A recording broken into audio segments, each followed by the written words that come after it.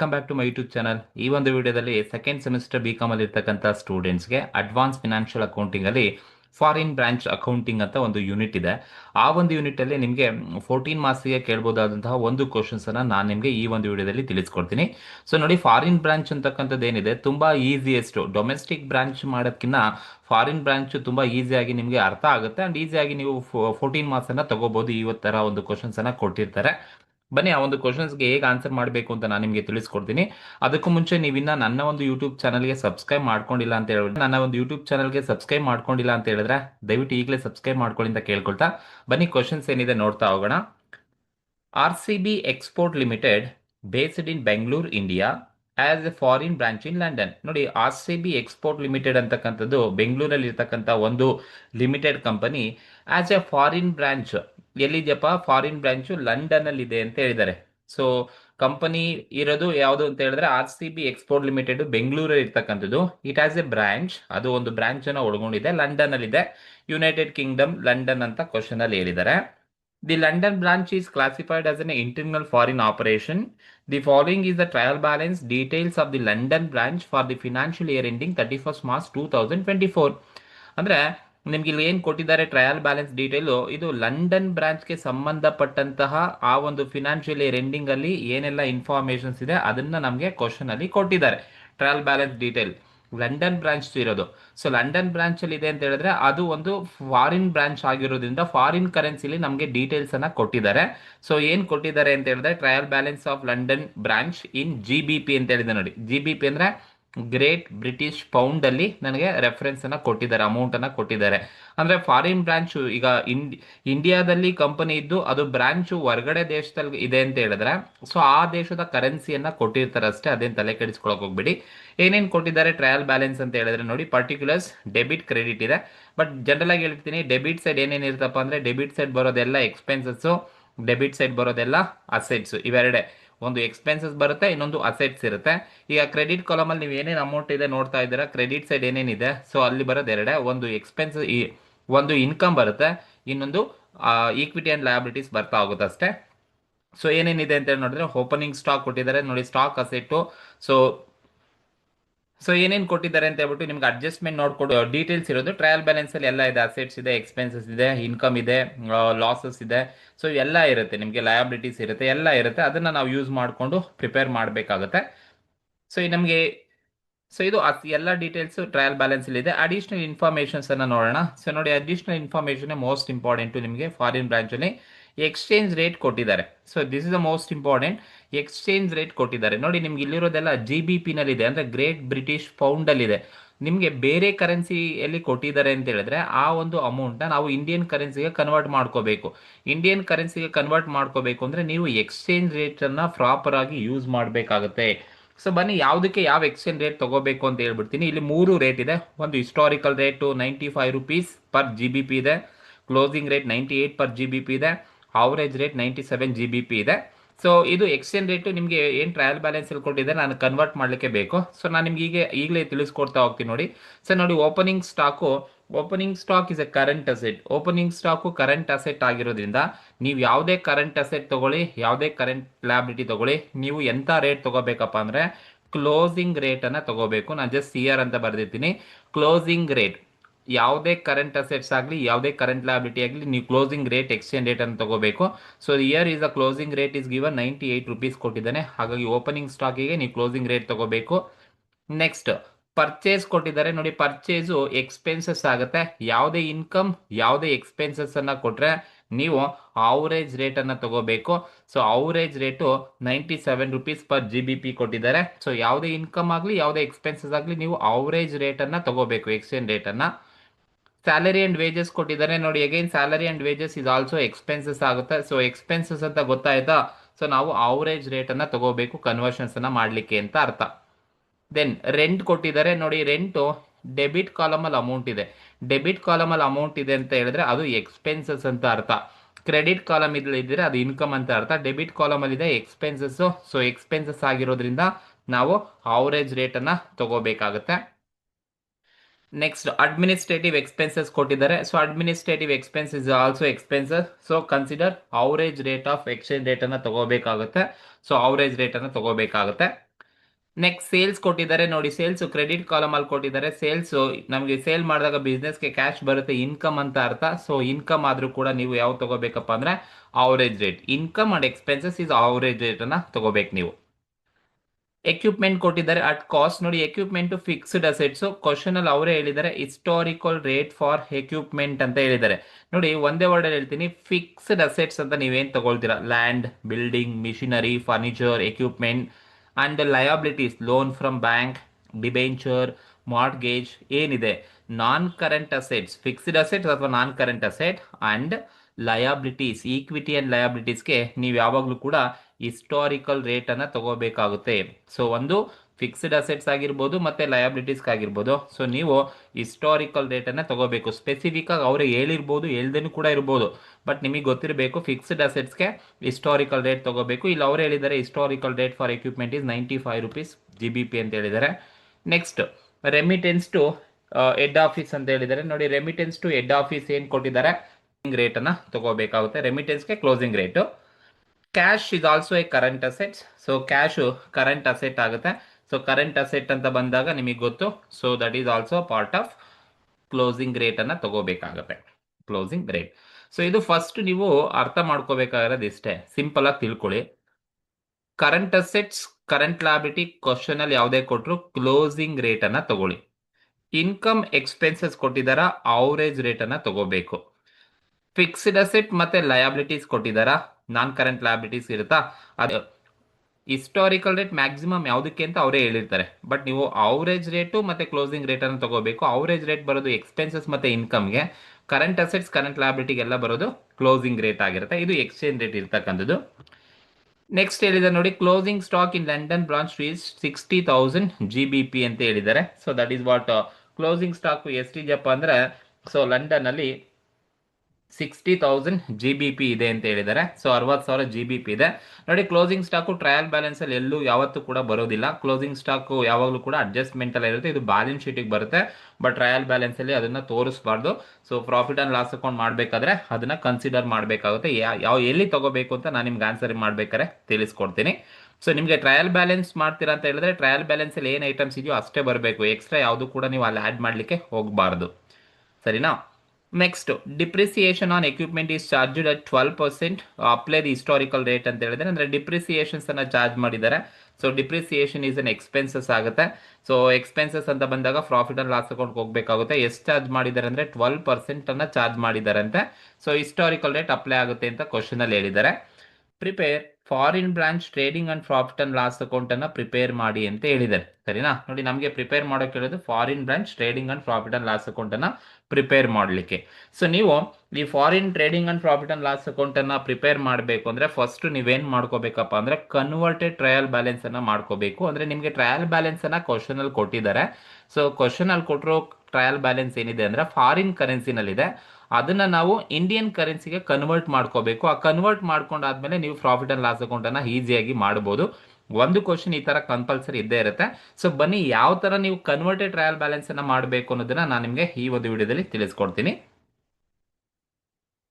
So ನೋಡಿ ನೀವು converted trial balance ಅನ್ನ ಮಾಡ್ತಾ ಇದ್ದೀರಾ ಅಂತ ಹೇಳಿದ್ರೆ, ಸೊ ಈ ತರ ಕಾಲಮ್ಸ್ ಹಾಕೊಳ್ಳಿ. ಫಸ್ಟ್ ಕಾಲಮ್ ಪರ್ಟಿಕ್ಯುಲರ್ಸ್, ಇನ್ನ ನೆಕ್ಸ್ಟ್ ಕಾಲಮು ಒಂದು debit credit, exchange rate, debit credit. First ಎರಡು ಬರೋದು ನಿಮಗೆ ಫಾರಿನ್ ಕರೆನ್ಸಿನಲ್ಲಿ ಏನು ಕೊಟ್ಟಿದ್ದಾರೆ ಅಮೌಂಟು ಅದನ್ನ ತಗೋಬೇಕು. ಅದಾದ್ಮೇಲೆ ನೀವು ಡೆಬಿಟ್ ಮತ್ತೆ ಕ್ರೆಡಿಟ್ ಇಂಡಿಯನ್ ರುಪೀಸ್ಗೆ ಕನ್ವರ್ಟ್ ಮಾಡಬೇಕು. ಯಾಕೆಂದ್ರೆ ನಾವು ಕನ್ವರ್ಟಿಂಗ್ ಟ್ರಯಲ್ ಬ್ಯಾಲೆನ್ಸ್ ಅನ್ನ ಪ್ರಿಪೇರ್ ಮಾಡ್ತೀವಿ. ಸೊ ಏನು GBP ನಲ್ಲಿ ಕೊಟ್ಟಿರೋ ಟ್ರಯಲ್ ಬ್ಯಾಲೆನ್ಸ್ ಅನ್ನ ನಾವು ಇಂಡಿಯನ್ ರುಪೀಸ್ಗೆ ಕನ್ವರ್ಟ್ ಮಾಡ್ತೀವಿ. ಸೊ ಇದು ವೆರಿ ಸಿಂಪಲ್. ಈ ಕನ್ವರ್ಟ್ ಮಾಡ್ಬೇಕಾದ್ರೆ ನೀವೇನು ಮಾಡಬೇಡಿ, ಜಸ್ಟ್ ಕ್ವಶನ್ ಅಲ್ಲಿ ಯಾವ ತರ ಟ್ರಯಲ್ ಬ್ಯಾಲೆನ್ಸ್ ಕೊಟ್ಟಿದ್ದಾರೆ ನೋಡಿ. ಫಸ್ಟ್ ಒನ್ ಬೈ ಒನ್ ನೋಡ್ತೀವಿ ನೋಡಿ. ಈಗ ಓಪನಿಂಗ್ ಸ್ಟಾಕ್ ಕೊಟ್ಟಿದ್ದಾರೆ. ಸೊ ಓಪನಿಂಗ್ ಸ್ಟಾಕ್ ಎಷ್ಟಿದೆಯಪ್ಪ ಅಮೌಂಟ್ ಅಂದ್ರೆ ಡೆಬಿಟ್ ಕಾಲಮ್ ಅಲ್ಲಿ GBP 50,000 ಇದೆ ಅಲ್ವಪ್ಪ. ಸೊ ಈಗ ಓಪನಿಂಗ್ ಸ್ಟಾಕು ಕರೆಂಟ್ ಅಸೆಟ್ ಆಗಿರುತ್ತೆ. ಸೊ ನಾನೇನ್ ಮಾಡ್ತೀನಿ ಅಂದ್ರೆ ಓಪನಿಂಗ್ ಸ್ಟಾಕ್ ತಗೊಂಡೆ, ಡೆಬಿಟ್ ಕಾಲಮ್ ಅಲ್ಲಿ ಕೊಟ್ಟಿದ್ದಾರೆ 50,000 GBP ಅನ್ನ ಕ್ವಶನ್ ಇದ್ದಾರೆ, ಡೆಬಿಟ್ ಕಾಲಮ್ ಅಲ್ಲೇ ತಗೊಂಡಿದ್ದೀನಿ because it is current asset. ಅವ್ರು ಡೆಬಿಟ್ ಕಾಲಮ್ ಅಲ್ಲಿ ಕೊಟ್ಟಿದ್ದಾರೆ, ನಾನು ಡೆಬಿಟ್ ಕಾಲಮ್ ಅಲ್ಲಿ ಕೊಟ್ಟಿದ್ದೀನಿ. ಸೊ ಈಗ GBP ನ ನಾವು ಇಂಡಿಯನ್ ರುಪೀಸ್ಗೆ ಕನ್ವರ್ಟ್ ಮಾಡಬೇಕು. ಇಂಡಿಯನ್ ರುಪೀಸ್ಗೆ ಕನ್ವರ್ಟ್ ಮಾಡಬೇಕು ಅಂದ್ರೆ ಈ ಎಕ್ಸ್ಚೇಂಜ್ ರೇಟ್ ನ ಯೂಸ್ ಮಾಡಬೇಕು. ನಾನು ಆಗ್ಲೇ ಹೇಳಿದೆ ಓಪನಿಂಗ್ ಸ್ಟಾಕು ಕರೆಂಟ್ ಅಸೆಟ್ ಆಗಿರೋದ್ರಿಂದ, ಸೊ ಯಾವುದೇ ಕರೆಂಟ್ ಅಸೆಟ್ ಅನ್ನ ಕೊಟ್ಟರು ಕೂಡ ನಿಮ್ಗೆ ಕ್ಲೋಸಿಂಗ್ ರೇಟ್ ಅನ್ನ ತಗೋಬೇಕಾಗುತ್ತೆ. ಕನ್ವರ್ಟ್ ಮಾಡ್ತೀರಾ ಅಂದ್ರೆ ಕ್ಲೋಸಿಂಗ್ ರೇಟ್ ತಗೋಬೇಕು. ಕ್ಲೋಸಿಂಗ್ ರೇಟ್ ಕ್ವಶನ್ ಅಲ್ಲಿ ಎಷ್ಟಿದೆಯಪ್ಪ ಅಂತ ಹೇಳಿದ್ರೆ ನೋಡಿ, closing rate 98 rupees per GBP ಇದೆ. ಸೊ 1 GBPಗೆ ಎಷ್ಟಪ್ಪ ಅಂದರೆ 98 ರೂಪೀಸ್ ಪರ್ GBP ಅಂತ ಹೇಳಿದ್ದಾರೆ. ಸೊ ಹಾಗಾಗಿ ನಾನು ಎಕ್ಸ್ಚೇಂಜ್ ರೇಟನ್ನು ಎಷ್ಟು ತಗೋಬೇಕಪ್ಪ ಅಂದರೆ 98 ರೂಪೀಸ್ GBP ಮಾಡ್ಕೋಬೇಕು. ಸೊ $1ಗೆ 98 ರೂಪೀಸ್ ಆದರೆ ನಮ್ಮ ಹತ್ರ ಡೆಬಿಟ್ ಕಾಲಮಲ್ಲಿ ಇರೋದು ಎಷ್ಟು, 1 GBPಗೆ 98 ರೂಪೀಸ್ ಆದರೆ ನಮ್ಮ ಹತ್ರ ಎಷ್ಟು GBP ಇದೆ, 50,000 GBP ಇದೆ. ಸೊ ನಾವೇನು ಮಾಡಬೇಕು ಅಂದರೆ 50,000 ಇಂಟು 98 ಮಾಡ್ಕೋಬೇಕು. 50,000 ಇಂಟು 98 ಮಾಡಿದ್ರೆ ಸೊ ನಮಗೆ ಎಷ್ಟು ಅಮೌಂಟ್ ಬರುತ್ತಪ್ಪ ಅಂದರೆ 49 ಲ್ಯಾಕ್ ರುಪೀಸ್ ಸಿಗುತ್ತೆ. This is 49 lakh rupees. ನೀವು ಮಲ್ಟಿಪ್ಲೈ ಮಾಡ್ಕೋಬೇಕು, ಸರಿನಾ? 50,000 ಇಂಟು 98 ರೂಪೀಸ್ ಮಾಡಿ. GBP ಅಂದರೆ ಫಾರಿನ್ ಕರೆನ್ಸಿನಲ್ಲಿರೋ ಅಮೌಂಟ್ನ ಇಂಡಿಯನ್ ಕರೆನ್ಸಿಗೆ ಕನ್ವರ್ಟ್ ಮಾಡಬೇಕು ಅಂದರೆ ನೀವು ಎಕ್ಸ್ಚೇಂಜ್ ರೇಟ್ ಸಹಾಯದಿಂದ ಮಲ್ಟಿಪ್ಲೈ ಮಾಡ್ಕೋಬೇಕು. ಈಗ 50,000 ಡೆಬಿಟ್ ಕಾಲಮಲ್ಲಿದೆ, into closing rate 98 rupees per ಇದೆ. ಸೊ 50,000 ಇಂಟು 98 ಮಾಡಿದ್ರೆ ನೀವು ಡೆಬಿಟ್ ಕಾಲಮಲ್ಲೇ ಬರ್ಕೋಬೇಕು, ಯಾಕಂದರೆ ಇದು ಅಸೆಟ್ಟು, ಕರೆಂಟ್ ಅಸೆಟ್ಟು, ಡೆಬಿಟ್ ಕಾಲಮಲ್ಲಿ ಅಮೌಂಟ್ ಕೊಟ್ಟಿದ್ದಾರೆ. ನಾನು ಅದನ್ನು ಫಾರಿನ್ ಕರೆನ್ಸಿಲಿರೋ ಅಮೌಂಟ್ನ ಜಸ್ಟ್ ಇಂಡಿಯನ್ ಕರೆನ್ಸಿಗೆ ಕನ್ವರ್ಟ್ ಮಾಡಿದ್ದೀನಿ ಅಷ್ಟೇ, 49 ಲ್ಯಾಕ್ ರುಪೀಸ್. ಓಕೆ, ಸೊ ಇದು ಓಪನಿಂಗ್ ಸ್ಟಾಕ್ ಆಯಿತು. ನೆಕ್ಸ್ಟ್ ಏನಿದೆಯಪ್ಪ ಅಂದರೆ ಪರ್ಚೇಸ್ ಇದೆ ನೋಡಿ. Purchase expenses 2 lakh rupees debit ಕಾಲಮಲ್ಲಿ ಕೊಟ್ಟಿದ್ದಾರೆ. ಸೊ ನೆಕ್ಸ್ಟ್ ನಾವೇನು ತಗೋಬೇಕಪ್ಪ ಅಂದರೆ ಪರ್ಚೇಸ್ ತಗೋಬೇಕಾಗುತ್ತೆ. Purchase is also expenses. So debit ಕಾಲಮಲ್ಲಿ ಕೊಟ್ಟಿದ್ದಾರೆ. ಎಷ್ಟಿದೆಯಪ್ಪ ಅಂದರೆ GBP 2 ಲ್ಯಾಕ್ ರುಪೀಸ್ ಕೊಟ್ಟಿದ್ದಾರೆ ನೋಡಿ. ಪರ್ಚೇಸ್ನ ನಾವು ಎಕ್ಸ್ಚೇಂಜ್ ರೇಟ್ ಜೊತೆ ಮಲ್ಟಿಪ್ಲೈ ಮಾಡಬೇಕು ಅಂದರೆ ಯಾವ ಎಕ್ಸ್ಚೇಂಜ್ ರೇಟ್ ತಗೋಬೇಕಪ್ಪ ಅಂದರೆ ಪರ್ಚೇಸ್ ಇದನ್ನ ಎಕ್ಸ್ಪೆನ್ಸಸ್ ಆಗುತ್ತೆ. ಎಕ್ಸ್ಪೆನ್ಸಸ್ ಆದರೆ ಯಾವ ಎಕ್ಸ್ಚೇಂಜ್ ರೇಟನ್ನು ತಗೋಬೇಕಪ್ಪ ಅಂತ ಹೇಳಿದ್ರೆ ಅವರೇಜ್ ರೇಟನ್ನು ತಗೋಬೇಕು. ಇಲ್ಲಿ ಅವರೇಜ್ ರೇಟ್ ಎಷ್ಟು ಕೊಟ್ಟಿದ್ದಾರೆ ಅಂದರೆ 97 ಪರ್ GBP. 1 GBPಗೆ 97 ರೂಪೀಸ್ ಅಂತ ಅಲ್ಲಿ ಹೇಳಿದ್ದಾರೆ. ಹಾಗಾಗಿ ನಾನು ಎಕ್ಸ್ಚೇಂಜ್ ರೇಟನ್ನು 97 GBPನೇ ತಗೋಬೇಕಾಗುತ್ತೆ. ಸೊ ಈಗ ನಾವು ಇಂಡಿಯನ್ ರುಪೀಸ್ಗೆ ಕನ್ವರ್ಟ್ ಮಾಡ್ತೀವಿ ಅಂದರೆ 2 ಲ್ಯಾಕ್ ರುಪೀಸ್ ಇಂಟು 97 ಮಾಡ್ಕೊಳ್ಳಿ. 2 ಲ್ಯಾಕ್ ರುಪೀಸ್ ಇಂಟು 97 ಮಾಡಿದ್ರೆ ಸೊ ನಿಮಗೆ ಎಷ್ಟು ಬರುತ್ತಪ್ಪ ಅಂತ ಹೇಳಿದ್ರೆ 1,94 ಲ್ಯಾಕ್ ರುಪೀಸ್ ನನಗೆ ರುಪೀಸಲ್ಲಿ ಸಿಗ್ತಾ ಹೋಗುತ್ತೆ. 1,94 ಲ್ಯಾಕ್ ರುಪೀಸ್ ಇಂಡಿಯನ್ ರುಪೀಸಲ್ಲಿ ಸಿಗುತ್ತೆ. So this is purchase expenses. Average ರೇಟನ್ನೇ ತಗೋಬೇಕು.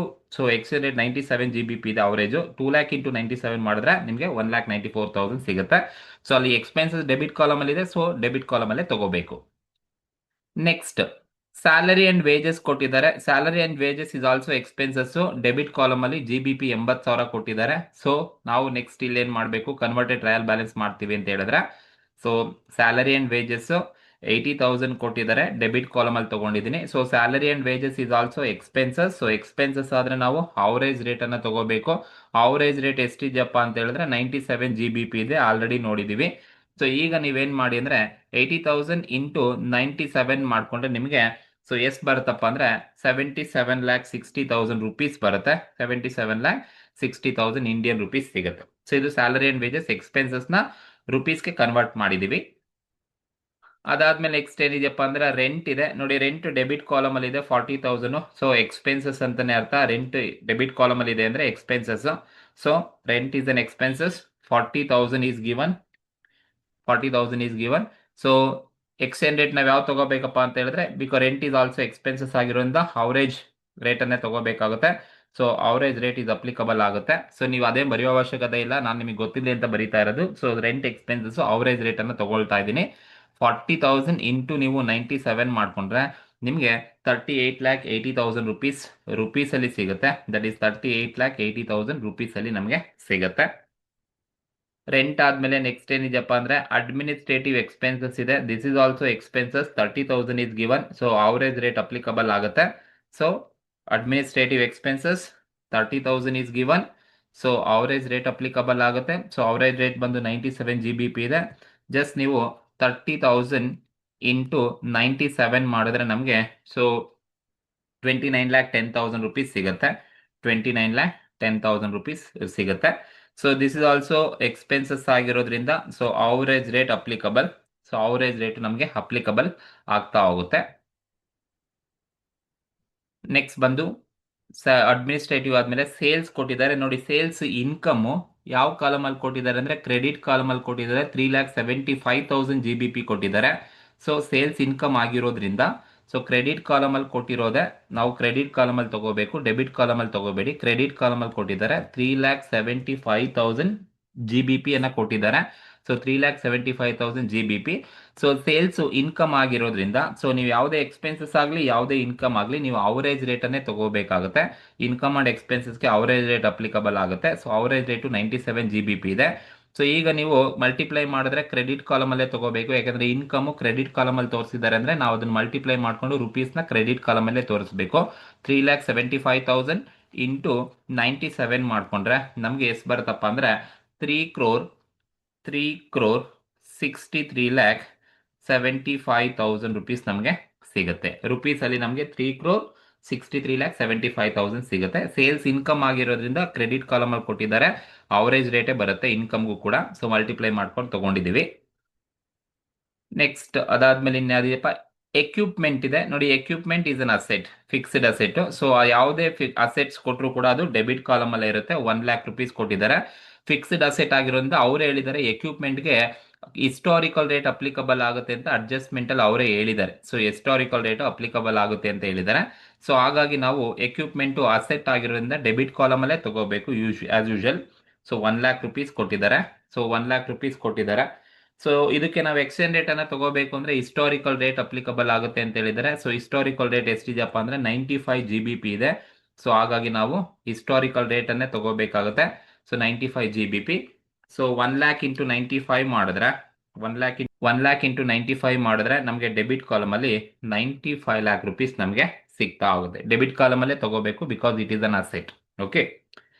ದೆನ್ ನೆಕ್ಸ್ಟ್ ಇನ್ನೇನಿದೆಯಪ್ಪ ಅಂತ ಹೇಳಿದ್ರೆ ರೆಮಿಟೆನ್ಸ್ ಟು ಹೆಡ್ ಆಫೀಸ್ ಕೊಟ್ಟಿದ್ದಾರೆ. ಸೊ ಇದು ಕರೆಕ್ಟಾಗಿ ತಿಳ್ಕೋಬೇಕು. ಕ್ರೆಡಿಟ್ ಕಾಲಮ್ ಅಲ್ಲಿ ಇದೆ, ಹೆಡ್ ಆಫೀಸ್ ಅಂತ ಬಂದಾಗ ಅದು ಕ್ಯಾಶ್ ಮುಖಾಂತರ ಬರ್ತಾ ಇರೋದು, ಕ್ಯಾಶ್ ನ ಟ್ರಾನ್ಸ್ಫರ್ ಮಾಡ್ತಾ ಇದ್ದಾರೆ ಅಂತ ಅರ್ಥ. ಸೊ ನೀವು ರೆಮಿಟೆನ್ಸ್ ಟು ಹೆಡ್ ಆಫೀಸ್ ಏನಿದೆ, ಸೊ ಇದೊಂದನ್ನ ಕರೆಕ್ಟ್ ಆಗಿ ತಿಳ್ಕೊಳ್ಳಿ ಅಷ್ಟೇ. ಯಾಕಂದ್ರೆ ಇದನ್ನ ನೀವು ಇದೊಂದಕ್ಕೆ ನೀವು ಯಾವ ರೇಟ್ ತಗೋಬೇಕು ಅಂತ ನಿಮಗೆ ಗೊತ್ತಾಗೋದಿಲ್ಲ. ಸೊ ರೆಮಿಟೆನ್ಸ್ ಟು ಕೊಟ್ಟಿದಾರಪ್ಪ ಅಂದ್ರೆ 1,50,000 ಕೊಟ್ಟಿದ್ದಾರೆ.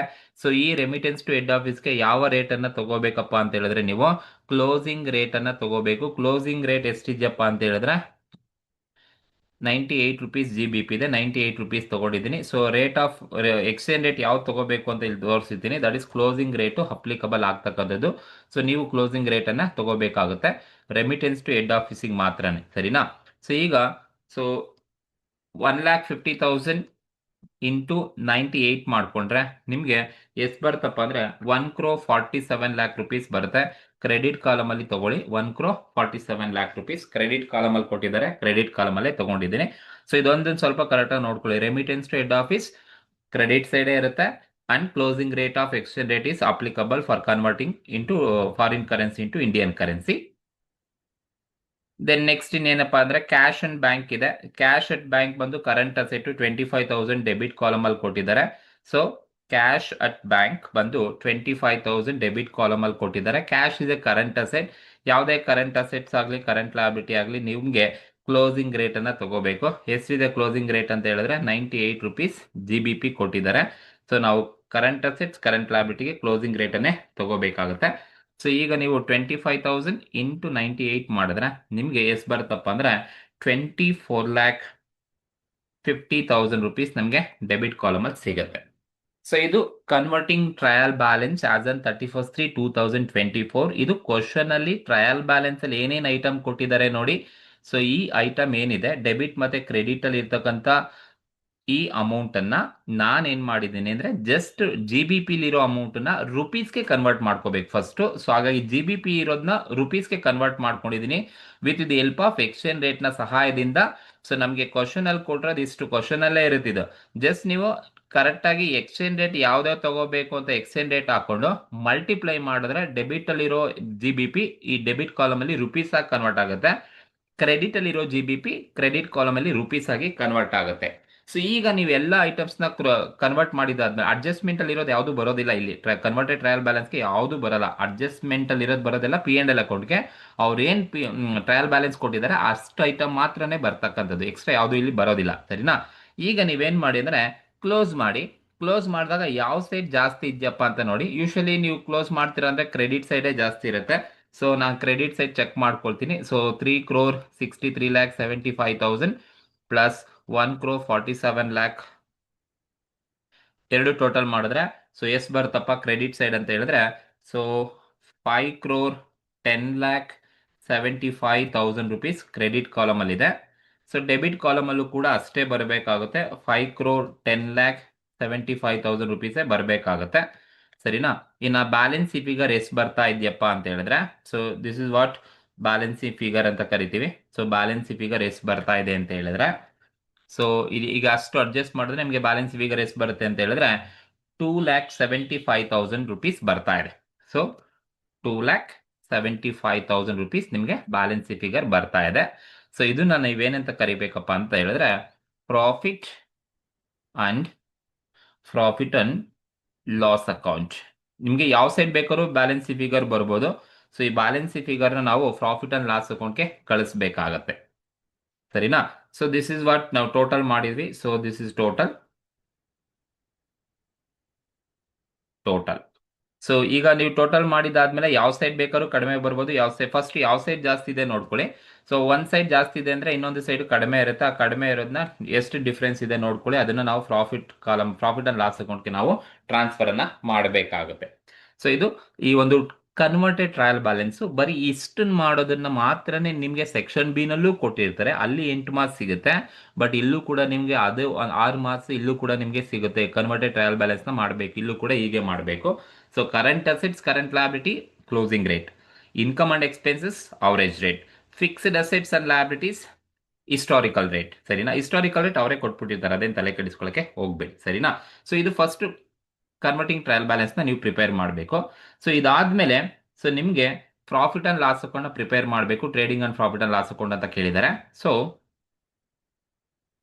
Trading and profit and loss account for the year ended 31/3/2024 ಅಲ್ಲಿ ನೀವು trading and profit and loss account ನ ಮಾಡಬೇಕು. ಸೊ ಈಗ ಮಾಡ್ತೀರಾ ಅಂದ್ರೆ ಜಸ್ಟ್ ನೀವು 2 ಕಾಲಮ್ ಅಲ್ಲಿ ಹಾಕೊಳ್ಳಿ, ವರ್ಟಿಕಲ್ ಫಾರ್ಮೆಟ್ ಅಲ್ಲೇ ಮಾಡಬೇಕು ಇದು. ಸೊ ಬೇರೆ ತರ ಮಾಡ್ಲಿಕ್ಕೆ ಹೋಗ್ಬೇಡಿ, ಹೀಗೆ ಮಾಡಬೇಕು. ಪರ್ಟಿಕ್ಯುಲರ್ಸ್ ಮತ್ತೆ ಅಮೌಂಟ್ ತಗೊಳ್ಳಿ. ಫಸ್ಟ್ ನೀವೇನ್ ತಗೋಬೇಕಪ್ಪ ಅಂದ್ರೆ ಪ್ರಾಫಿಟ್ ಅಂಡ್ ಲಾಸ್ ಅಕೌಂಟ್ ಮಾಡ್ತಾ ಇದ್ದೀರಾ ಅಂದ್ರೆ ಫಸ್ಟ್ ನೀವು ಸೇಲ್ಸ್ ಅನ್ನ ತಗೋಬೇಕಾಗುತ್ತೆ. ಸೊ ದಟ್ ಈಸ್ ಫಸ್ಟ್ ನೀವೇನ್ ತಗೊಳ್ಳಿ ಅಂದ್ರೆ ಸೇಲ್ಸ್ ಅನ್ನ ತಗೋಬೇಕು. ಕ್ವಶನ್ ಅಲ್ಲಿ ಸೇಲ್ಸ್ ಕೊಟ್ಟಿದ್ದಾರೆ ಅಂದ್ರೆ ಸೇಲ್ಸ್ ಕೊಟ್ಟಿದ್ದಾರೆ. ಸೊ ನೋಡಿ, ಆ ಸೇಲ್ಸ್ ನ ನಾವಿಲ್ಲಿ ಆಲ್ರೆಡಿ ಕನ್ವರ್ಟಿಂಗ್ ಟ್ರಯಲ್ ಬ್ಯಾಲೆನ್ಸ್ ಅಲ್ಲಿ ಎಲ್ಲ ಇನ್ಫಾರ್ಮೇಶನ್ ಸಿಕ್ಕಿರುತ್ತೆ ನಮಗೆ. ಸೇಲ್ಸ್ ಇದೆ. ಸೊ ಇಲ್ಲಿ ಸೇಲ್ಸ್ ಎಷ್ಟಿದೆಯಪ್ಪ ಅಂತ ಹೇಳಿದ್ರೆ ಸೇಲ್ಸ್ ಅಮೌಂಟ್ ನೀವು ರುಪೀಸ್ ಅಲ್ಲಿ ಇರೋದನ್ನ ತಗೊಳ್ಳಿ. ಸೇಲ್ಸ್ ಇನ್ಕಮ್ ಆಗಿರುತ್ತೆ. ಹಾಗಾಗಿ ನಾವು ಎಷ್ಟು ಕೊಟ್ಟಿದಾರಪ್ಪ ಅಂದ್ರೆ, ಎಷ್ಟು ನಾವು ಕನ್ವರ್ಟ್ ಮಾಡಿದಾಗ ರುಪೀಸ್ ಕನ್ವರ್ಟ್ ಆಗಿದೆ ಅಂದ್ರೆ 3,63,75,000 ಸೇಲ್ಸ್ ಇದೆ. 3,63,75,000 ಸೇಲ್ಸ್ ಇದೆ. ಫಸ್ಟ್ ನೀವು ಸೇಲ್ಸ್ ಅನ್ನ ತಗೋಬೇಕು. ಸೇಲ್ಸ್ ಅಲ್ಲಿ ಏದು ಸೇಲ್ಸ್ ಅನ್ನ ಹೀಗೆ ತಗೋಬೇಕು. ಫಸ್ಟ್ ಸೇಲ್ಸ್ ತಗೊಳ್ಳಿ. ಈ ಸೇಲ್ಸ್ ಅಲ್ಲಿ ನೀವೇನ್ ಒನ್ಸ್ ನೀವು ಸೇಲ್ಸ್ ಅನ್ನ ರೆಕಾರ್ಡ್ ಮಾಡಿದ್ದಾದ್ಮೇಲೆ ನೀವು ಈ ಸೇಲ್ಸ್ ಅಲ್ಲಿ ಏನ್ ಲೆಸ್ ಮಾಡ್ಬೇಕಪ್ಪ ಅಂದ್ರೆ ಲೆಸ್ ಮಾಡ್ಬೇಕಪ್ಪ ಅಂದ್ರೆ ಕಾಸ್ಟ್ ಆಫ್ ಗೂಡ್ಸ್ ಸೋಲ್ಡ್ ಅನ್ನ ಲೆಸ್ ಮಾಡಬೇಕು. ಸರಿನಾ? ನೋಡಿ, ಕ್ವಶನ್ ಅಲ್ಲಿ ಎಲ್ಲೂ ಕೂಡ ಕಾಸ್ಟ್ ಆಫ್ ಗೂಡ್ಸ್ ಸೋಲ್ಡ್ ಅಂತ ಕೊಡೋದಿಲ್ಲ. ಕಾಸ್ಟ್ ಆಫ್ ಗೂಡ್ಸ್ ಸೋಲ್ಡ್ ನ ನೀವೇ ಕ್ಯಾಲ್ಕುಲೇಷನ್ ಮಾಡ್ಕೋಬೇಕು. ಹೇಗೆ ಮಾಡ್ಕೋಬೇಕಪ್ಪ ಕಾಸ್ಟ್ ಆಫ್ ಗೂಡ್ಸ್ ಸೋಲ್ಡ್ ಅಂತ ಹೇಳಿದ್ರೆ, ಫಸ್ಟ್ ನೀವು ಓಪನಿಂಗ್ ಸ್ಟಾಕ್ ಅನ್ನ ತಗೋಬೇಕು. ಓಪನಿಂಗ್ ಸ್ಟಾಕ್ ನೋಡಿ, ಓಪನಿಂಗ್ ಸ್ಟಾಕ್ ಎಷ್ಟು ಕೊಟ್ಟಿದಾರಪ್ಪ ಅಂತ ಹೇಳಿದ್ರೆ ಕ್ವಶನ್ ಅಲ್ಲಿ ನೋಡಿ, ಓಪನಿಂಗ್ ಸ್ಟಾಕ್ ಎಷ್ಟು ಕೊಟ್ಟಿದ್ದಾರೆ ಅಂತ ಹೇಳಿದ್ರೆ ನಾವೇ ಇಲ್ಲೇ ಕ್ಯಾಲ್ಕುಲೇಟ್ ಮಾಡ್ಕೊಂಡಿದೀವಿ. ಎಷ್ಟಿದೆಯಪ್ಪ ಓಪನಿಂಗ್ ಸ್ಟಾಕ್? 49 lakh rupees ಇದೆ. So opening stock 49 lakh rupees. So ಇದನ್ನ ಇನ್ನರ್ ಕಾಲಮ್ ಅಲ್ಲಿ ತೋರಿಸಿರ್ತೀನಿ. ಓಪನಿಂಗ್ ಸ್ಟಾಕ್ ಬಂದು 49 lakh rupees ಇದೆ. 49 lakh rupees opening stock 49 lakh rupees ಇದೆ. ಈ ಓಪನಿಂಗ್ ಸ್ಟಾಕಿಗೆ ನೀವೇನ್ ಮಾಡಿ ಅಂದ್ರೆ ಏನನ್ನ ಮಾಡ್ಬೇಕು, ಆಡ್ ಮಾಡ್ಬೇಕಪ್ಪ ಅಂದ್ರೆ ಆಡ್ ಪರ್ಚೇಸಸ್ ನ ನೀವು ಆಡ್ ಮಾಡಬೇಕು. ಸೊ ಓಪನಿಂಗ್ ಸ್ಟಾಕಿಗೆ ಆಡ್ ಪರ್ಚೇಸಸ್. ಸೊ ನೋಡಿ, ಪರ್ಚೇಸಸ್ ನ ಆಡ್ ಮಾಡ್ತೀರಾ ಅಂದ್ರೆ ಪರ್ಚೇಸಸ್ ಇದೆಯಾ ಅಂದ್ರೆ ಎಸ್ ಪರ್ಚೇಸಸ್ ಇದೆ. ಎಷ್ಟಿದೆಯಪ್ಪ ಅಂತ ಹೇಳಿದ್ರೆ 1,94 lakh rupees ಇದೆ. ಸೊ ಈ ಓಪನಿಂಗ್ ಸ್ಟಾಕಿಗೆ ನಾನು ಪರ್ಚೇಸಸ್ ನ ಆಡ್ ಮಾಡಬೇಕು. ಸೊ ಹಾಗಾಗಿ 1,94 lakh rupees.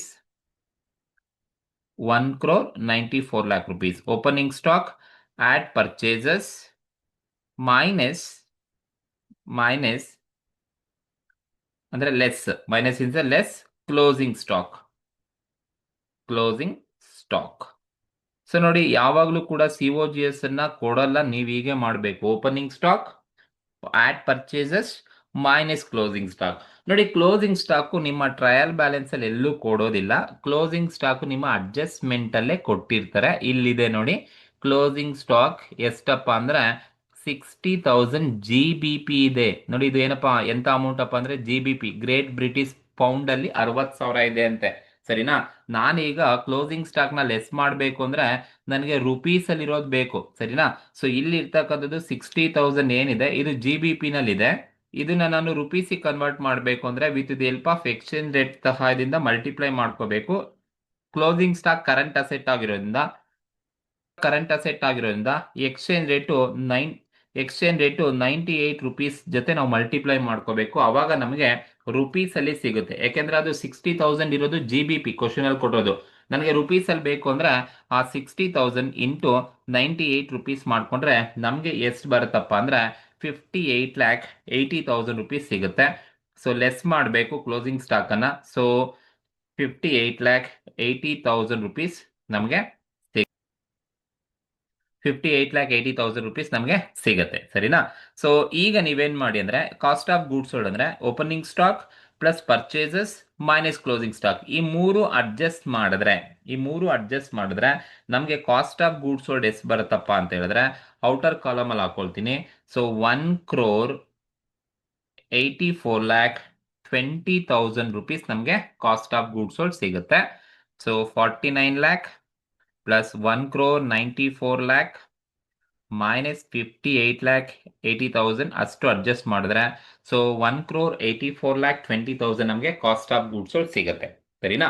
ಸೊ ಈಗ ನೋಡಿ ಸೇಲ್ಸ್ ಅಲ್ಲಿ ನಾವೇನ್ ಲೆಸ್ ಮಾಡಬೇಕು ಅಂತ ಹೇಳಿದ್ರೆ ಕಾಸ್ಟ್ ಆಫ್ ಗೂಡ್ಸ್ ಸೋಲ್ಡ್ ನ ಲೆಸ್ ಮಾಡಬೇಕು. ಈಗ ಸೇಲ್ಸ್ 3,63,75,000 ಅಲ್ಲಿ 1,84,20,000 ನೀವು ಲೆಸ್ ಮಾಡಿದ್ರೆ ಎಷ್ಟು ಬರುತ್ತಪ್ಪ ಅಂತ ಹೇಳಿದ್ರೆ ಸೊ ನನಗೆ ಬರ್ತಕ್ಕಂಥದ್ದು ಎಷ್ಟಪ್ಪ ಅಂತ ಹೇಳಿದ್ರೆ ಸೊ ಇದನ್ನ ನಾವು ಗ್ರಾಸ್ ಪ್ರಾಫಿಟ್ ಅಂತ ಕರಿತೀವಿ. ಸೊ 1,79,55,000 ಬರುತ್ತೆ. ಸೇಲ್ಸ್ ಲೆಸ್ COGS, ಸೇಲ್ಸ್ ಅಲ್ಲಿ COGS ಅನ್ನ ಕಳೆದ್ರೆ ನನಗೆ ಬರ್ತಕ್ಕಂಥದ್ದು gross profit.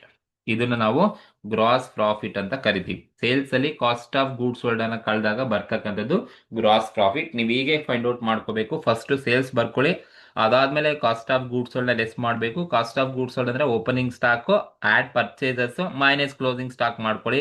Closing stock adjustment ಎಲ್ಲ ಇರುತ್ತೆ, ಅದನ್ನ ನೀವು ಫಾರಿನ್ ಕರೆನ್ಸಿನಲ್ಲಿ ಕೊಟ್ಟಿರ್ತಾರೆ, ಅದನ್ನ ಎಕ್ಸ್ಚೇಂಜ್ ರೇಟ್ ಜೊತೆ ಮಲ್ಟಿಪ್ಲೈ ಮಾಡ್ಕೊಂಡು ಇಂಡಿಯನ್ ರುಪೀಸಿಗೆ ಮಾಡ್ಕೊಳ್ಳಿ. ಅದಾದ್ಮೇಲೆ ನೀವು ಅಡ್ಜಸ್ಟ್ ಮಾಡಿ ನಿಮಗೆ ಕಾಸ್ಟ್ ಆಫ್ ಗೂಡ್ಸ್ ಸೋಲ್ಡ್ ಸಿಗುತ್ತೆ. Sales minus cost of goods sold you will get gross profit ಸಿಗುತ್ತೆ. ಒಂದ್ಸಲ ನಿಮಗೆ ಗ್ರಾಸ್ ಪ್ರಾಫಿಟ್ ಸಿಕ್ಕಾದ್ಮೇಲೆ ನೀವೇನ್ ಮಾಡಿ ಅಂದ್ರೆ ಏನ್ ಲೆಸ್ ಮಾಡ್ಬೇಕಪ್ಪ ಅಂದ್ರೆ ಲೆಸ್ ಎಕ್ಸ್ಪೆನ್ಸಸ್ನೆಲ್ಲ ನಾವು ಲೆಸ್ ಮಾಡ್ತಾ ಹೋಗ್ಬೇಕಾಗುತ್ತೆ. ಸೊ ಲೆಸ್ ಎಕ್ಸ್ಪೆನ್ಸಸ್ ಎಂತ ಎಕ್ಸ್ಪೆನ್ಸಸ್ ಅಪ್ಪ ಅಂದ್ರೆ all expenses, that is operating expenses. So operating expense ನ ಲೆಸ್ ಮಾಡ್ತಾ ಹೋಗಿ. ಏನೇನು ಎಕ್ಸ್ಪೆನ್ಸಸ್ ಇದೆ ಎಲ್ಲ ಲೆಸ್ ಮಾಡಬೇಕು. ಈಗ ಏನೇನು ಎಕ್ಸ್ಪೆನ್ಸ್ ಇದೆಯಪ್ಪ ಅಂದ್ರೆ ಓಪನಿಂಗ್ ಸ್ಟಾಕ್ ಆಯ್ತು, ನಿಮ್ಮ ಟ್ರಯಲ್ ಬ್ಯಾಲೆನ್ಸ್ ಎಲ್ಲ ಇರುತ್ತೆ. ಓಪನಿಂಗ್ ಸ್ಟಾಕ್ ತಗೊಂಡ್ವಿ, ಪರ್ಚೇಸ್ ತಗೊಂಡ್ವಿ. ನೋಡಿ ಈಗ ಸ್ಯಾಲರಿ ಅಂಡ್ ವೇಜಸ್ ಏನಪ್ಪ ಇನ್ಕಮ್ ಎಕ್ಸ್ಪೆನ್ಸಸ್ ತಗೊಳ್ಳಿ. ಸ್ಯಾಲರಿ ಅಂಡ್ ವೇಜಸ್ ಇದೆ. ಎಷ್ಟು ಅಮೌಂಟ್ ಇದೆಯಪ್ಪ ಸ್ಯಾಲರಿ ಅಂಡ್ ವೇಜಸ್ ನಾವು ಕನ್ವರ್ಟ್ ಮಾಡಿದೀವಿ. 77,60,000 ಬಂದಿದೆ. So salary and wages less ಮಾಡಬೇಕು. 77,60,000 ಇದೆ. ನೆಕ್ಸ್ಟ್ ಇನ್ನು ಟ್ರಯಲ್ ಬ್ಯಾಲೆನ್ಸ್ ಅಲ್ಲಿ ರೆಂಟ್ ಇದೆ. Rent also expenses. So rent ಅನ್ನ ಲೆಸ್ ಮಾಡಬೇಕು. ಎಷ್ಟಪ್ಪ ರೆಂಟ್ ಎಕ್ಸ್ಪೆನ್ಸಸ್ ಇರೋದು ಅಂದ್ರೆ ಸೊ 38,80,000 ಕೊಟ್ಟಿದ್ದಾರೆ. So 38,80,000 rent. ಅಡ್ಮಿನಿಸ್ಟ್ರೇಟಿವ್ ಎಕ್ಸ್ಪೆನ್ಸಸ್ ಇದೆ. ಅಡ್ಮಿನಿಸ್ಟ್ರೇಟಿವ್ ಎಕ್ಸ್ಪೆನ್ಸಸ್ ಇದು also expenses. So administrative expenses ಅನ್ನ ತಗೋಬೇಕು. ಎಷ್ಟು ಅಮೌಂಟ್ ಇದೆಯಪ್ಪ ಅಂದ್ರೆ 29,10,000 ಕೊಟ್ಟಿದ್ದಾರೆ. ಸೊ ನಾವು ಕನ್ವರ್ಟ್ ಮಾಡಿದಾಗ 29,10,000 ಇದೆ. ಸೊ ಅಡ್ಮಿನಿಸ್ಟ್ರೇಟಿವ್ ಎಕ್ಸ್ಪೆನ್ಸಸ್ 29,10,000 ತಗೊಂಡಿದ್ದೀನಿ. ಸೇಲ್ಸ್ ಇನ್ಕಮ್ ಆಯ್ತು, ಎಕ್ವಿಪ್ಮೆಂಟ್ ಫಿಕ್ಸ್ಡ್ ಅಸೆಟ್ ಆಯ್ತು, ರೆಮಿಟೆನ್ಸ್ ಟು ಹೆಡ್ ಆಫೀಸ್ ತಗೋಬಾರ್ದು, ಅದು ಎಕ್ಸ್ಪೆನ್ಸಸ್ ಅಲ್ಲ. ಸೊ ಕ್ಯಾಶ್ ಅಟ್ ಬ್ಯಾಂಕ್ ಇದೆ, ದಟ್ ಈಸ್ ಆಲ್ಸೋ ಅಸೆಟ್ ಆಗುತ್ತೆ, ತಗೊಳಕ್ ಹೋಗೋದಿಲ್ಲ. ಸೊ ಡೆಬಿಟ್ ಕಾಲಮ್ ಅಲ್ಲಿ ಪ್ರಾಫಿಟ್ ಇದೆ, ಅದು ಡೆಬಿಟ್ ಕಾಲಮ್ ಅಲ್ಲಿ ಇದೆ ಅಂದ್ರೆ ಗೈನ್ ಅಂತ ಅರ್ಥ. ಸೊ ಇನ್ ಯಾವ್ದನ ಎಕ್ಸ್ಪೆನ್ಸಸ್ ಇದೆಯಾ ಅಂದ್ರೆ ಟ್ರಯಲ್ ಬ್ಯಾಲೆನ್ಸ್ ಅಲ್ಲಿ ಯಾವ್ದಾರ ಎಕ್ಸ್ಪೆನ್ಸಸ್ ಬಿಟ್ಟಿದೀವ ಅಂದ್ರೆ ಯಾವ್ದು ಇಲ್ಲ ನೋಡಿ. ಅಷ್ಟು ಐಟಮ್ ನ ಆಲ್ರೆಡಿ ತಗೊಂಡಿದ್ದೀನಿ, ಎಕ್ಸೆಪ್ಟ್ ರೆಮಿಟೆನ್ಸ್ ಎಲ್ಲೂ ತಗೊಳ್ಳೋದಿಲ್ಲ, ಅದು ಬ್ಯಾಲೆನ್ಸ್ ಶೀಟ್ಗೆ ಹೋಗುತ್ತೆ, ಬಟ್ ಬ್ಯಾಲೆನ್ಸ್ ಶೀಟ್ ನಮ್ಗೆ ಕೇಳಿಲ್ಲ. ಕ್ಯಾಶ್ ಅಸೆಟ್ ಬ್ಯಾಲೆನ್ಸ್ ಶೀಟ್ಗೆ ಹೋಗುತ್ತೆ, ಬಟ್ ನಾವು ಬ್ಯಾಲೆನ್ಸ್ ಶೀಟ್ ನ ಮಾಡ್ತಾ ಇಲ್ಲ. ಎಕ್ವಿಪ್ಮೆಂಟ್ ಅಸೆಟ್ ಅದು ಬ್ಯಾಲೆನ್ಸ್ ಶೀಟ್ಗೆ ಹೋಗುತ್ತೆ, ಬಟ್ ನಾನು ಬ್ಯಾಲೆನ್ಸ್ ಶೀಟ್ ಅನ್ನ ಮಾಡ್ತಾ ಇಲ್ಲ. Profit and loss account debit column ಅಲ್ಲಿ ಡಿಫ್ರೆನ್ಸ್ ಇದೆ, ಅದು ಪ್ರಾಫಿಟ್ ಲಾಸ್ಟಿಗೆ ತಗೊಳ್ಳೋಣ. ಸೊ ಇನ್ ಯಾವುದು ಟ್ರಯಲ್ ಬ್ಯಾಲೆನ್ಸ್ ಅಲ್ಲಿ ಇರೋದಿಲ್ಲ. ಅಡ್ಜಸ್ಟ್ಮೆಂಟ್ ಅಲ್ಲಿ ಯಾವ್ದನ್ನ ಬಿಟ್ಟಿದೀವಿ ಅಂದ್ರೆ ಎಕ್ಸ್ಚೇಂಜ್ ರೇಟ್ ಫುಲ್ ತಗೊಂಡಿದೀವಿ, ಕ್ಲೋಸಿಂಗ್ ಸ್ಟಾಕ್ ಫುಲ್ ತಗೊಂಡಿದೀವಿ. ಡಿಪ್ರಿಸಿಯೇಷನ್ ಚಾರ್ಜ್ ಮಾಡಿದಾರಂತೆ 12% ಎಕ್ವಿಪ್ಮೆಂಟ್ ಮೇಲೆ. ನೋಡಿ ಡಿಪ್ರಿಸಿಯೇಷನ್ ಇನ್ಕಮ್ ಎಕ್ಸ್ಪೆನ್ಸಸ್ ಅಪ್ಪ ಅಂತ ಹೇಳಿದ್ರೆ ಎಕ್ಸ್ಪೆನ್ಸಸ್ ಆಗುತ್ತೆ. ಸೊ ನಾವು ಆ ಎಕ್ಸ್ಪೆನ್ಸಸ್ ಅನ್ನ ಇಲ್ಲಿ ತಗೋಬೇಕು, that is depreciation. Depreciation on equipment. So ಎಷ್ಟು ಪರ್ಸೆಂಟ್ ಅಪ್ಪ ಅಂದ್ರೆ 12% ಅಂತ ಕ್ವಶನ್ ಅಲ್ಲಿ ಅವರೇ ಹೇಳಿದ್ದಾರೆ. ಯಾವ್ದ್ರ ಮೇಲೆ 12% ಅಂದ್ರೆ ಎಕ್ವಿಪ್ಮೆಂಟ್ ನ ವ್ಯಾಲ್ಯೂ ಇರೋದು ಎಷ್ಟಪ್ಪ, 95 lakh rupees ಇದೆ, ಸರಿನಾ? 95 lakh rupees ಮೇಲೆ. ಸೊ ನೀವು ಆಲ್ರೆಡಿ ಇಲ್ಲಿ ಕನ್ವರ್ಟ್ ಮಾಡ್ಬಿಟ್ಟಿದೀವಿ, ರುಪೀಸಿಗೆ ಕನ್ವರ್ಟ್ ಮಾಡಿದೀವಲ್ಲ, ಡೈರೆಕ್ಟ್ ಆಗಿ ನೀವು ಇಲ್ಲಿ ತಗೋಬಹುದು. ಸೊ ಇಲ್ಲಿ ತೋರಿಸಿರ್ತೀನಿ, ನೀವು ಇಲ್ಲಿ ತೋರಿಸಿರ್ತೀನಿ ನೋಡಿ, 95 lakh rupees ಮೇಲೆ ನೀವು 12% ಅನ್ನ ಮಾಡ್ಕೋಬೇಕಾಗುತ್ತೆ. ಯಾಕಂದ್ರೆ ನಾನು ಆಲ್ರೆಡಿ ಇಲ್ಲಿ ಕನ್ವರ್ಟ್ ಮಾಡಿದ್ದೀನಿ, 95 lakh rupees ಇದೆ. ಸೊ ಆ 95 lakh rupees ಮೇಲೆ ನೀವು 12% ಅನ್ನ ಮಾಡಿದ್ರೆ ನಿಮಗೆ ಎಕ್ಸ್ಪೆನ್ಸಸ್ 11,40,000 rupees ನಿಮಗೆ ಸಿಗುತ್ತೆ. ಸೊ 11,40,000 ನಮಗೆ ಡಿಪ್ರಿಸಿಯೇಷನ್ ಸಿಗ್ತಾ ಆಗುತ್ತೆ. ಸೊ ಇದು ಡಿಪ್ರಿಸಿಯೇಷನ್ ಆನ್ ಎಕ್ವಿಪ್ಮೆಂಟ್ ಅಂತ ಕರಿತೀವಿ, ಎಕ್ಸ್ಪೆನ್ಸಸ್. ಸೊ ಇನ್ನೇನಾದ್ರೂ ಕ್ವಶನ್ಸ್ ಅಲ್ಲಿ ಯಾವ್ದಾದ್ರು ಬಿಟ್ಟಿದೀವ ಎಕ್ಸ್ಪೆನ್ಸಸ್ ಅಂದ್ರೆ, ಯಾವುದು ನಾವು ಎಕ್ಸ್ಪೆನ್ಸ್ ನ ಬಿಟ್ಟಿಲ್ಲ. ಸೊ ನೋಡಿ, ಗ್ರಾಸ್ ಪ್ರಾಫಿಟ್ಗೆ ಲೆಸ್ ಆಲ್ ಎಲ್ಲ ಎಕ್ಸ್ಪೆನ್ಸಸ್ ನ ಲೆಸ್ ಮಾಡಬೇಕು. ಸೊ ಎಲ್ಲ ಎಕ್ಸ್ಪೆನ್ಸಸ್ ನ ಲೆಸ್ ಮಾಡಿದಾದ್ಮೇಲೆ ಇನ್ನ ಒಂದು ಎಕ್ಸ್ಪೆನ್ಸಸ್ ಅಥವಾ ಇನ್ಕಮ್ ಇರುತ್ತೆ, ಯಾವ್ದಪ್ಪ ಅಂತ ಹೇಳಿದ್ರೆ ನಿಮ್ಮ ಪ್ರಾಫಿಟ್ ನಿಮ್ಮ ಒಂದು ಟ್ರಯಲ್ ಬ್ಯಾಲೆನ್ಸ್ ಅನ್ನ ನೋಡಿದಾಗ ನಿಮಗೆ ಡಿಫ್ರೆನ್ಸ್ ನೋಡಿ, ಡೆಬಿಟ್ ಕಾಲಮ್ ಅಲ್ಲಿ ಬ್ಯಾಲೆನ್ಸ್ ಫಿಗರ್ ಬಂದಿದೆ. ಡೆಬಿಟ್ ಕಾಲಮ್ ಅಲ್ಲಿ ಬ್ಯಾಲೆನ್ಸ್ ಫಿಗರ್ ಬಂದಿದ್ರೆ ಅದನ್ನ ನಾವು ಪ್ರಾಫಿಟ್ ಅಂತ ಕರಿತೀವಿ, ಗೈನ್, ಸರಿನಾ? ಸಪೋಸ್ ಕ್ರೆಡಿಟ್ ಕಾಲಮ್ ಅಲ್ಲಿ ಬೇಕಾದ್ರೂ ಬ್ಯಾಲೆನ್ಸ್ ಫಿಗರ್ ಬರ್ಬೋದು, ಕ್ರೆಡಿಟ್ ಕಾಲಮ್ ಅಲ್ಲಿ ಬಂದ್ರೆ ಲಾಸ್ ಅಂತ ಕರಿತೀವಿ. ಸೊ ಲಾಸ್ ಬಂದ್ರೆ ನೀವು ಲೆಸ್ ಮಾಡ್ಕೊಳ್ಳಿ. ಇಲ್ಲಿ ಪ್ರಾಫಿಟ್ ಬಂದಿರೋದ್ರಿಂದ ಸೊ ನೀವು ಎಲ್ಲ ಎಕ್ಸ್ಪೆನ್ಸ್ ನ ಲೆಸ್ ಮಾಡೋದ್ರ ಜೊತೆಗೆ ಈ ಪ್ರಾಫಿಟ್ ಅಂಡ್ ಲಾಸ್ ತಗೊಂಡು ಡೆಬಿಟ್ ಕಾಲಮ್ ಅಲ್ಲಿ ಏನ್ ಬ್ಯಾಲೆನ್ಸ್ ಫಿಗರ್ ಬಂದಿದೆ ಅದು ಡೆಬಿಟ್ ಕಾಲಮ್ ಅಲ್ಲಿ ಇದೆ ಅಂದ್ರೆ ಅದು ನಮಗೆ ಗೈನ್ ಅಂತ ಅರ್ಥ. ಗೈನ್ ಅಂದ್ರೆ ಪ್ರಾಫಿಟ್ ಅಂತ ಅರ್ಥ. That is gain on exchange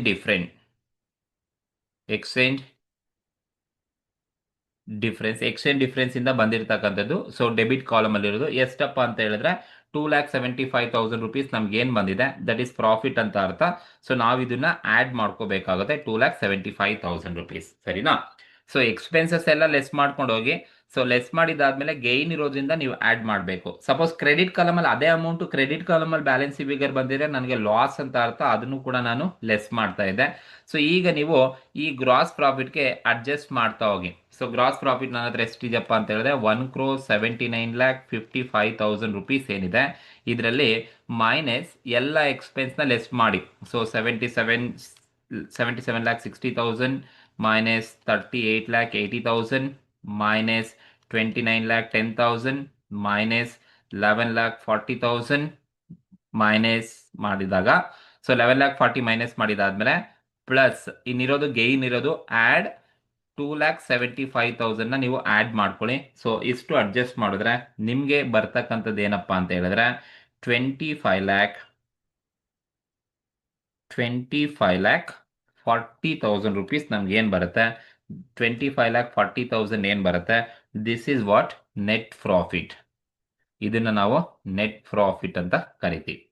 so ಈ ತರ ನೀವು ಏನು trading and profit and loss account ಅನ್ನ ಮಾಡಬೇಕಾಗುತ್ತೆ. ಫಾರಿನ್ ಬ್ರಾಂಚ್ ಅಲ್ಲಿ ಹೀಗೆ ಮಾಡಬೇಕು, ಸರಿನಾ? ಫಸ್ಟ್ ಕನ್ವರ್ಟೆಡ್ ಟ್ರಯಲ್ ಬ್ಯಾಲೆನ್ಸ್ ಅನ್ನ ರೆಡಿ ಮಾಡ್ಕೊಳ್ಳಿ.